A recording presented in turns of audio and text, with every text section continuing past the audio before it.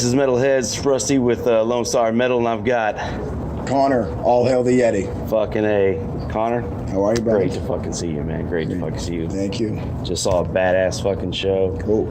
So good to have you back through Texas. Yeah, back man, through it's Houston. a pleasure, man. We love it here. Fucking badass. So let's start out with this. Your Facebook page describes you as succinct bludgeoning.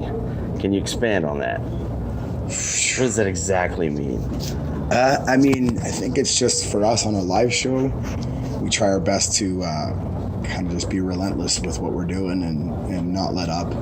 And bludgeoning would be the closest analogy to like what you feel when you're watching our show, and in the nicest, least violent possible way. if that's even possible. Yeah. Awesome. Yeah. So I saw on your Facebook also that Alan's leaving. Alan has left, yes. Has left. Okay, Yep. So that's official now. It is official. So how is his departure? How is that going to change the dynamic of the band?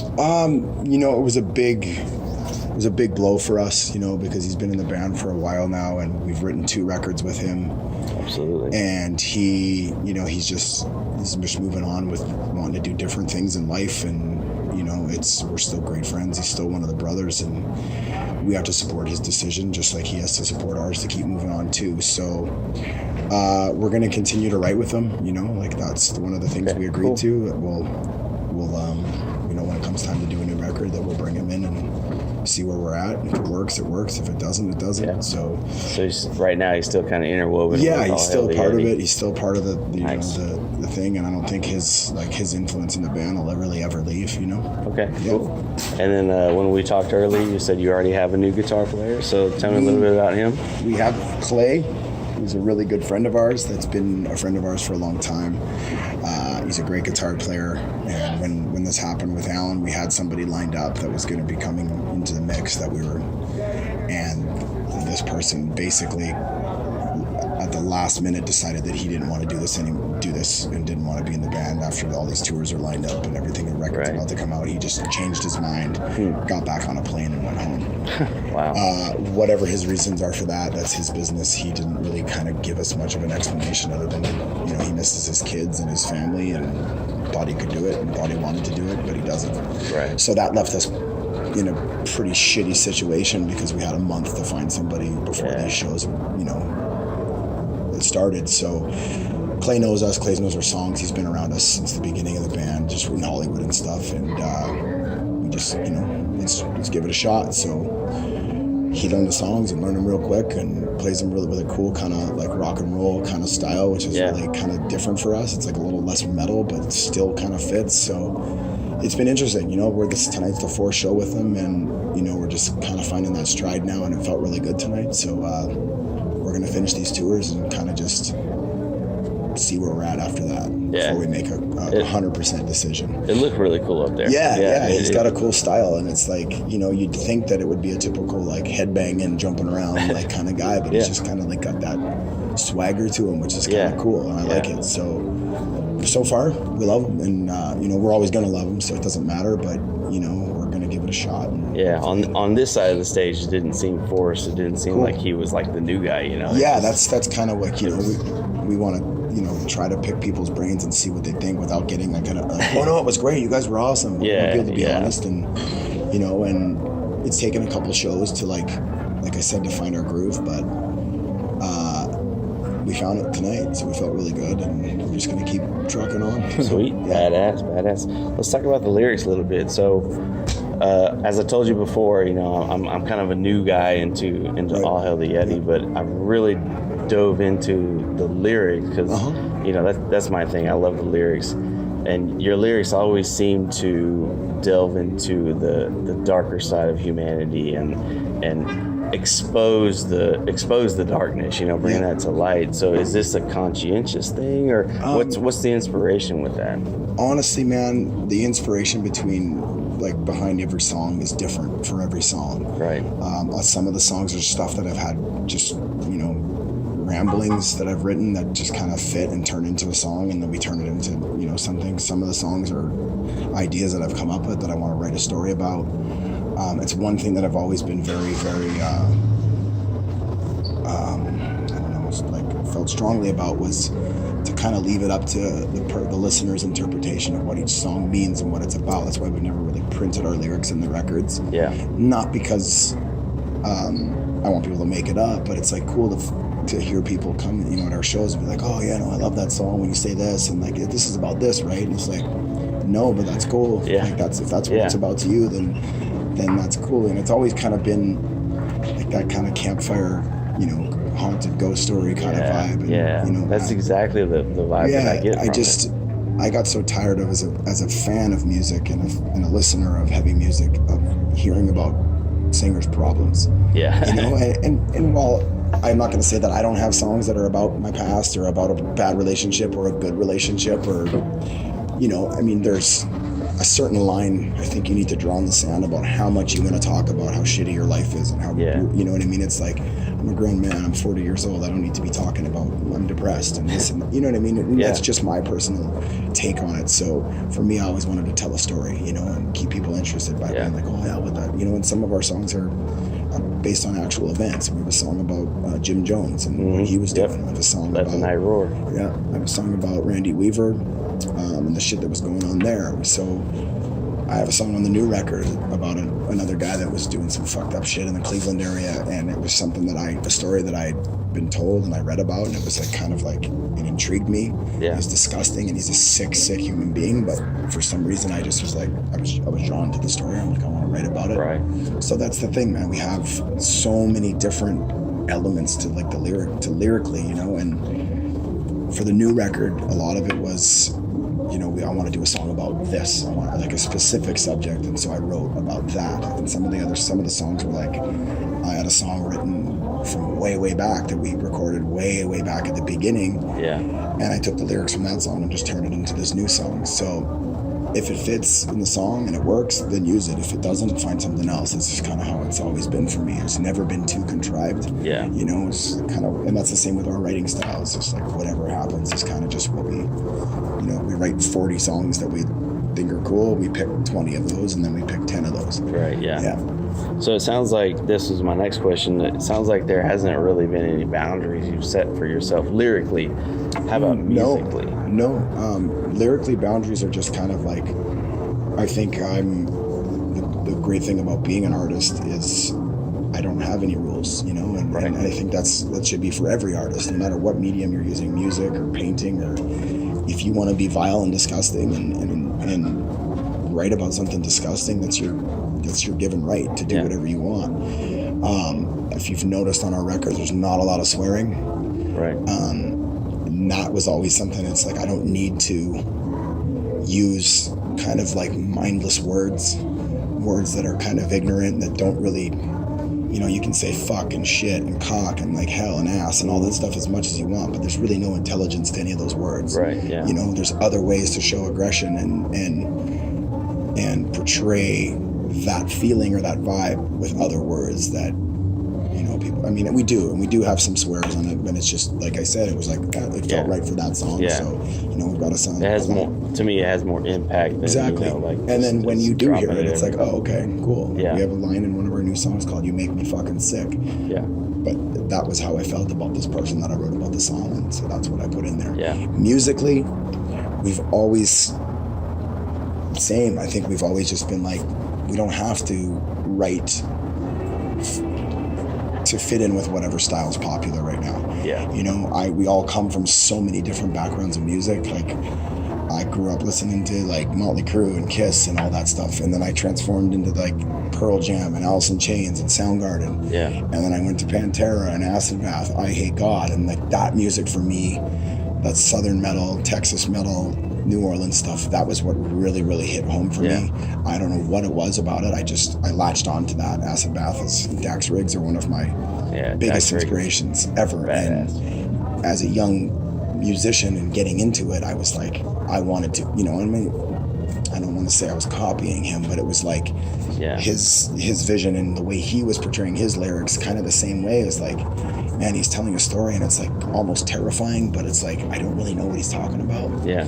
So for me, that was one of the things. And then like Nick listens to so much different stuff. And then, when we got in and started writing, it was like, I want to put this kind of vibe with this vibe. we know we want it to be metal, but we all listen to rock and roll. I grew up in AC/DC and, and blues. And so it just kind of like all turned into what it turned into. So when people ask like, what type of music are you? I'm just like heavy rock and roll, man. Metal, I don't know. Yeah. So no, there's no boundaries for us. If like we have a song on the new record that we played tonight called Highway Crosses. And it's just about the most simplistic 4 on the floor verse chorus that we've ever done, and for some reason it just stuck, and it was like super catchy, and it was like, let's put it out. And and there's a story behind that one too, but I can't really get into that one yet because the song hasn't released yet. We'll listen to it and figure it out. Absolutely. So you've cited a plethora of influences. So who has influenced you that would maybe surprise your audience or surprise your fans, like because Pantera, and I know you mentioned Sepultura and Acid Bath, all that's kind of obvious, right? So who's like oh shit, like that's wow, I didn't know that was kind of an influence musically. One of my favorite bands is a band called Portishead. Okay. They're out of England. They are the complete opposite of what we do, and it's like very, very mellow, kind of like they were like the innovators of trip hop and electronica in the 90s. They're one of my all-time favorite bands. Like I still listen to on heavy rotation. Wow. I like a lot of jazz stuff because my father is a jazz fan. So Dave Brubeck, a lot of the the Time Out record and stuff like that is and my mom, Patsy Cline, Elvis, it's just shit I grew up with that I didn't want to admit that I liked when I was a kid. Right. Then as I got older and started understanding music and how songs are written and what these guys are doing, and Frank Sinatra was a big influence on me just because of who he is and his whole persona and how he was, So I don't even know if that's a surprise, because I feel like a lot of people kind of feel the same way about that music. But I like Britney Spears when she first came out, there's a little bit of like 80s and 90s hip hop that I was into, as a kid, but I don't think it was very influential to like what I make. But, it's all music, and if it makes you feel a certain way, whether it's bad or good, it's doing the job, Yeah, absolutely. So you talked a lot about new songs, new records. So obviously Slow Season's out. We got the video. To me, lyrically speaking, that was kind of a metaphor for being in the whole music industry. So where were you headspace on the lyrics on that one? See, that's what I'm saying though, because it was not that at all. Yeah. And that's the take that you took off of it, and that's where you came, that's what it made you feel. Yeah. And that's fucking so cool because it totally could be, you know what I mean? And it doesn't matter that I didn't write it like that. Yeah. But it's a good way to think about it because, essentially it is. You're kind of lost and don't know what to do with what you're doing. But essentially the song is the battle between your mind and the elements and being against Mother Nature and being in the woods and battling that fine line of sanity, and they say being alone and the solitude is one of the hardest things to deal with when you're in a survival situation of any sorts, keeping your mind busy and keeping your mind sharp. And it was kind of like, that was kind of the vibe about it. And, I've always been, I grew up near the mountains and camping and all that stuff. So it's always been a really, really big influence for what we do and our lyrics and our imagery and stuff like that. Yeah. So that was kind of where that came from. Nice. So you heard it here, the lyrics are what you make of it. That's exactly no matter what he wrote. Doesn't matter what I think. It's awesome. He's just a vessel. That's all it is. Just a voice. All right. So talked about Slow Season. So what's on the horizon for All Hail the Yeti? You mentioned new album. Yes, we've got an album. Our third record, full length, is releasing on Minus Head Records November 16th worldwide. Okay. It's my son's birthday, by the way. Oh, well, get him a Happy birthday, Aiden. Happy birthday, bud. This is a special one for us. It was the last record we wrote with Alan. We did it with Warren Riker. Warren Riker's done an insane amount of bands, most formidably Down 2 and 3. Yeah. Crowbar absolutely. Record. The list goes on. But we had an intense 30 days in New Jersey recording, and we were away from our homes and our loved ones and all that stuff, and he sucked the best and worst out of us that he possibly could. And for me, he pushed me harder than I've ever been pushed, and to the point where I'm on my hands and knees, like head exploding, just please let me be finished. It's like, nope, do it again. And it's like, and in the moment it's torture, you know. Right. When you listen after, it's like, man, there's something there. Yeah. And for us, I feel like this record is that one. It's like there's something there that's special, and the right time, the right moment, the right mood. All of us are in the right headspace, and it literally was magic, you know. Yeah. And it's cool to feel that, because the other two records, as they were great, but this one was like, we knew what we were doing when we were going in, and it was completely different when we came out. Yeah. So that comes out. We finished this tour, little headlining tour, the See You Never tour with Zero Theorem, on September 30th. Something like that. Whatever. And then we do 4 shows with Breaking Benjamin on the East Coast. So we're super excited for that, because those are going to be really, really big shows. And then we finish in Virginia, drive straight back to LA, and then fly to Europe with Life of Agony. Nice. And we're in Europe for a month with them and Billy Bio. Billy from Biohazard. Yep.